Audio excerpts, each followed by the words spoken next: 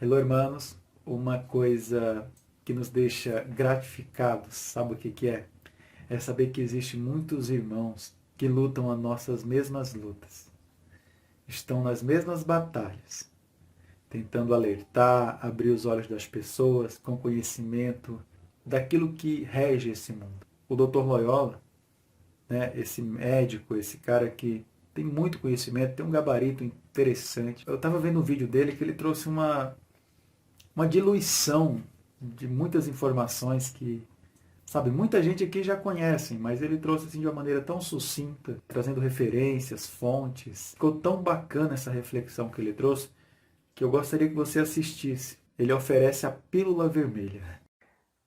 Fala pessoal, nesse vídeo eu vou te oferecer uma grande pílula vermelha. E vou te avisar isso desde já, que é para você ter ciência de que se você continuar assistindo o vídeo, eu vou entender que você tem a mente aberta e você aceitou tomar essa pílula vermelha.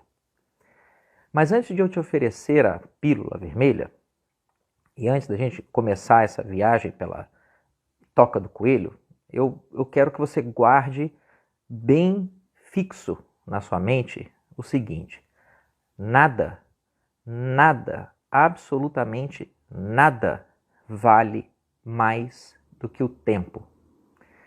Isso pode parecer uma dessas frases de lugar comum, mas ela é igualmente, profundamente verdadeira.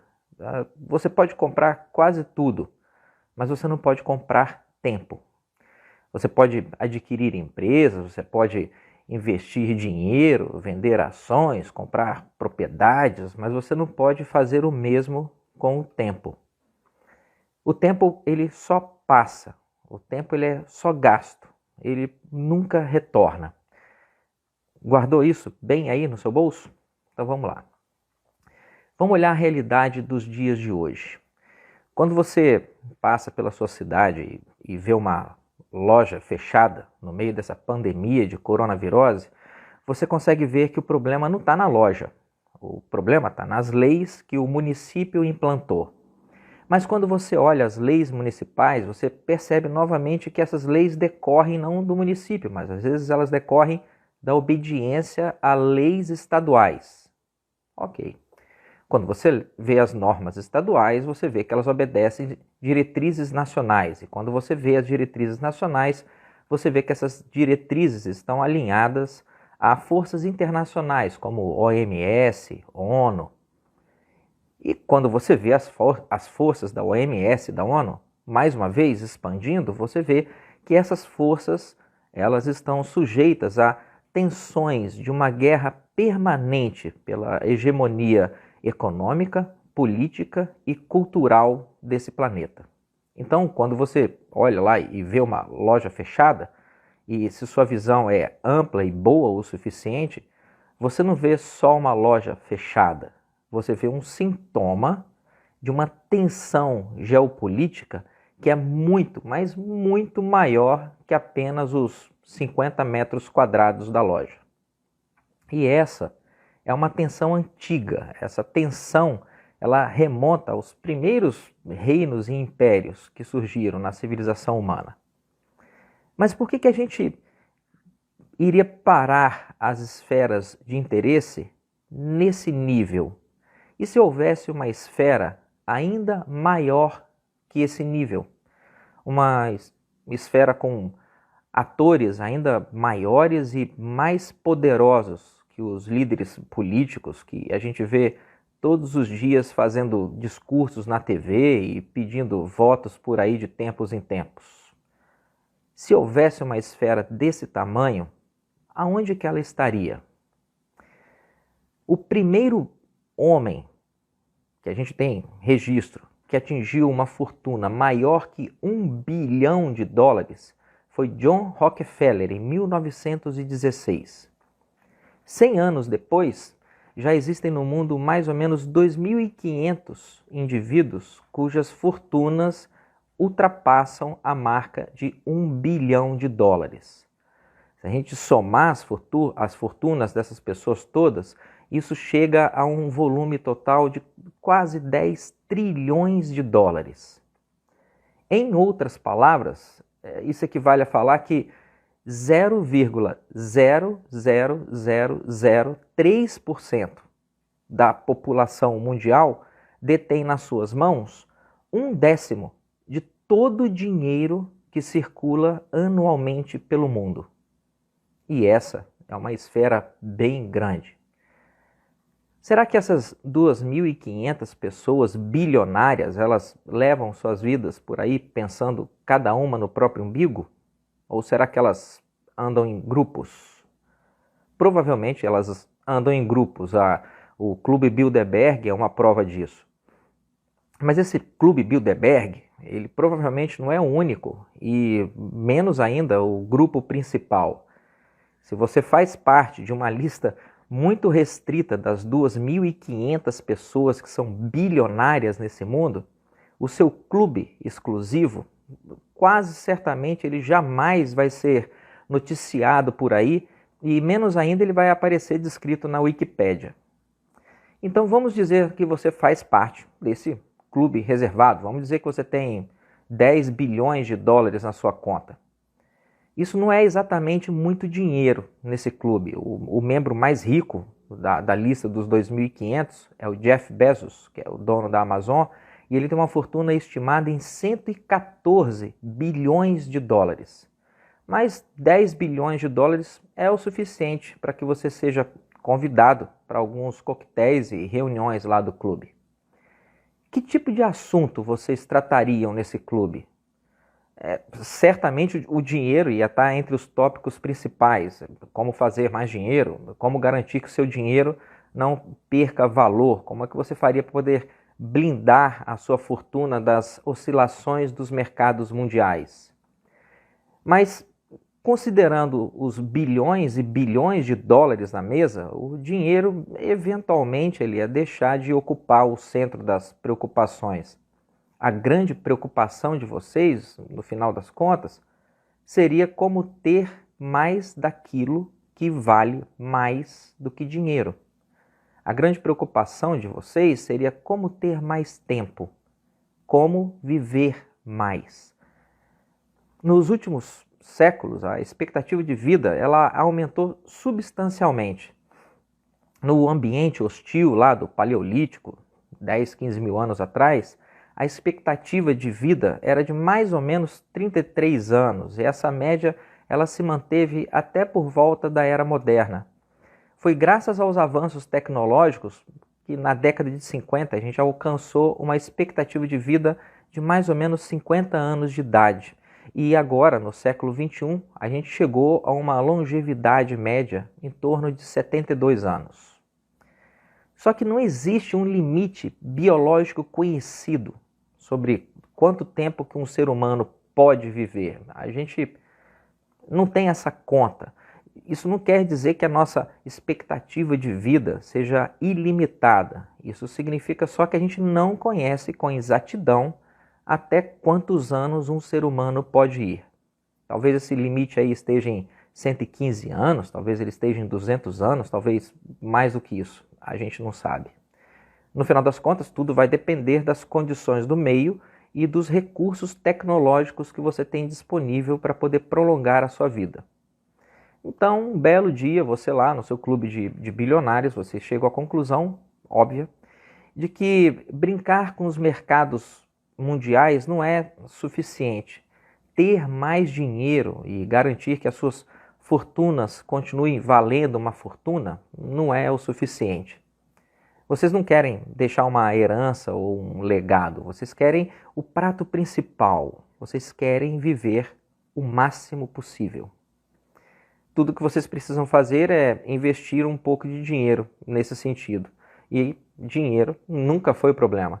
Se cada um do grupo gastar o quê? 10% da sua fortuna para poder fazer pesquisas sobre tecnologias que garantam a longevidade, isso significa que num grupo de 2.500 pessoas, vocês teriam mais ou menos 1 trilhão de dólares prontamente disponíveis para serem investidos nesse sentido. E manipulando os mercados mundiais, patrocinando golpes políticos, conflitos armados e desentendimentos ideológicos, midiáticos, vocês iam poder ir aumentando e acrescentando cada vez mais fundo para essas investigações sobre como envelhecer sem envelhecer. Esses estudos certamente eles envolveriam aí o aperfeiçoamento de drogas e técnicas anti-envelhecimento. Alguns desses recursos, como cirurgias plásticas, próteses, botox, cremes, dietas, células-tronco, reposição hormonal, alguns desses recursos já alcançaram o mundo dos mortais. Mas é honesto você teorizar que nesse clube exclusivo dos 0,00003%, os estudos sobre como retardar ao máximo o envelhecimento, eles já devem estar bem mais avançados do que isso que alcançou o nosso mundinho mortal. Então, com relação a medicamentos, por exemplo, já existem dezenas de substâncias que se mostraram eficientes em inibir a morte celular em pesquisas realizadas com vírus e moscas. Mas por que vocês iriam restringir o escopo das suas pesquisas ao uso de medicamentos que envelhecem só, que podem diminuir o ritmo de envelhecimento só do corpo? Por que não expandir as suas pesquisas para o uso de órgãos ou mesmo corpos não envelhecidos?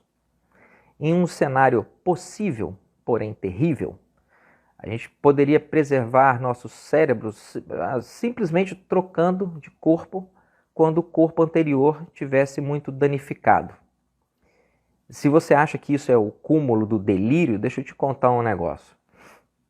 Nos anos 1990, alguns estudos realizados em animais, eles pavimentaram o caminho, por exemplo, para o primeiro transplante de mão bem-sucedido em um ser humano. Essa cirurgia foi realizada nos Estados Unidos em 1999. Transplantes de pernas também já são viáveis e transplantes de rim, de córnea, coração, pulmão, intestinos, até transplante de rosto, eles já viraram lugar comum nas manchetes. Por que não então fazer um transplante de cabeça? Há alguns anos, um cirurgião italiano chamado Sergio Canavaniero, ele recebeu autorização do governo chinês para realizar esse tipo de cirurgia. Pegar o corpo de um doador com morte cerebral, tira a cabeça desse corpo, o corpo está bom, a cabeça está com morte cerebral. Você tira a cabeça desse corpo e pega a cabeça de outra pessoa e coloca ali, alguma pessoa que está com uma doença músculo-degenerativa, incurável, alguma doença grave e progressiva. Apesar desse tipo de procedimento parecer impossível, o que Canavero propôs não é exatamente uma coisa inovadora. Em 1971, o cirurgião Robert White ele realizou com sucesso o transplante de cabeça entre dois macacos rezos. O animal sobreviveu durante 8 dias e ele apresentou recuperação de sensações básicas como olfato, paladar, audição e até a função motora da face. Além dos aspectos técnicos que são incrivelmente difíceis na realização de um procedimento desses, a gente teria ainda aí algumas profundas implicações e restrições éticas e legais quando a gente fala de um transplante de cabeça realizado em seres humanos. O que aconteceu no final foi que o experimento proposto por Canavero levantou tantas controvérsias e causaram uma repercussão tão grande entre os médicos e a opinião pública que a maioria das pessoas acabou reprovando veementemente a possibilidade de alguma coisa assim ser feita. Mas vamos voltar lá para o seu clube dos muito, muito ricos. Dinheiro não é problema. A preocupação de ganhar tempo, ela tem prioridade sobre todo o resto. E estudos feitos com vírus, moscas e macacos, e tubos de ensaio, estudos assim, eles jamais substituiriam o valor de estudos realizados em seres humanos. Então, o que vocês poderiam fazer? É simples. Vocês poderiam comprar terras ou ilhas ou navios laboratórios e colocar nesses locais pesquisadores e cobaias humanas para que investigações fossem realizadas. Isso ia custar uma fortuna, mas que diabo, fortuna você já tem. E, como diz o ditado, todo homem tem seu preço e só morrerá honrado caso ninguém o ofereça. Com bilhões e bilhões de dólares no bolso, encontrar as pessoas com os conhecimentos certos e as moralidades nem tão certas e capazes de negociar um preço acessível pelos seus serviços, isso aí não ia ser um grande problema. O problema seria onde encontrar as cobaias voluntárias. Bom, fique sabendo que a cada ano 275 mil pessoas desaparecem no Reino Unido. Nos Estados Unidos, só em 2019, desapareceram cerca de 600 mil pessoas, sendo que 73% dessas pessoas elas tinham menos de 21 anos de idade. No Brasil, em 2019, desapareceram 82 mil pessoas. No mundo todo ano, milhões de pessoas desaparecem. Algumas estatísticas falam de 4,5, 5 milhões de pessoas. Tudo bem, alguns desses casos aí podem ser desaparecimentos que foram resolvidos e não foram atualizados nos sistemas de registro. Algumas pessoas desapareceram voluntariamente para poder escapar de abusos domésticos. Outras pessoas deixaram suas casas para viver em algum lugar sob uma nova identidade para fugir da lei, para fugir da prisão, fugir de dívidas. Algumas pessoas desapareceram porque foram vítimas de catástrofes naturais ou guerras. Outras pessoas cometeram suicídio em localizações remotas. Outras pessoas foram assassinadas e descartadas em locais indeterminados, enfim.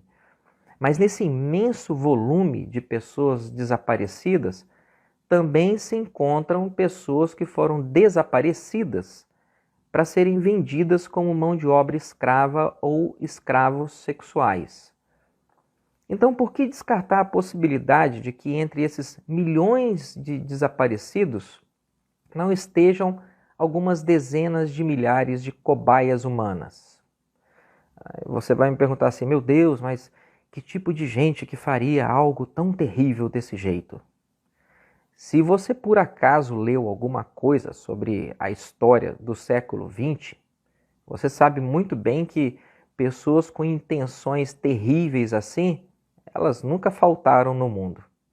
E você sabe bem que se essas pessoas tiverem a oportunidade, os recursos necessários, elas não hesitariam nem um minuto sequer para cometer atrocidades como essas. Então, independente se você acredita em sociedades secretas ou não, o fato é que os pontos estão aí. A gente tem pessoa com dinheiro, existem pessoas com dinheiro e poder suficiente para comprar o que bem entender. 2, essas pessoas estão desesperadas por comprar tempo. 3, o tempo não pode ser comprado, a não ser que você faça experimentos com outros seres humanos para saber o que funciona. 4, milhões de seres humanos desaparecem no mundo todos os anos. Então a gente conclui, por que desconsiderar a possibilidade de que uma parte desses desaparecidos não esteja sendo usada como ratos de laboratório em instituições clandestinas de pesquisa patrocinadas pelos muito ricos? O que é terrível não é pensar que alguma coisa assim pode ser feita. O que é terrível é pensar por que isso não seria feito. Por causa de algum apreço, alguma convicção moral e ética? Sério? De verdade, até que ponto você acha que a ética resiste ao desejo de viver mais? Os psicopatas, eles correspondem a mais ou menos 1% da população mundial. Entre os 2.500 bilionários, devem haver aí algumas dezenas de psicopatas e, se bobear, até mais do que isso. Então, sempre que o clube exclusivo dos psicopatas sem moral precisar de novas fontes de financiamento ou de uma camuflagem para suas operações, esses iluminados, eles poderiam plantar manchetes de crises político-ideológicas na mídia mundial ou espalhar alguma nova pandemia aterrorizante. E isso iria desviar a atenção pública ao mesmo tempo em que aumentaria o capital que eles precisam para poder investir nessas pesquisas. Lá na outra ponta desse clube, um dos sinais e sintomas de que isso pode estar ocorrendo está na loja que você viu fechada recentemente. Isso tudo pode parecer muito hediondo, eu sei, mas esse é o tipo de coisa que se esconde por trás do mundo que foi colocado diante dos seus olhos para que você não enxergasse a verdade. E a verdade, ainda que ela liberte, ela nunca foi feita para os estômagos mais fracos. E, para ser sincero, a verdade pode ser mais difícil de ser engolida que uma grande pílula vermelha.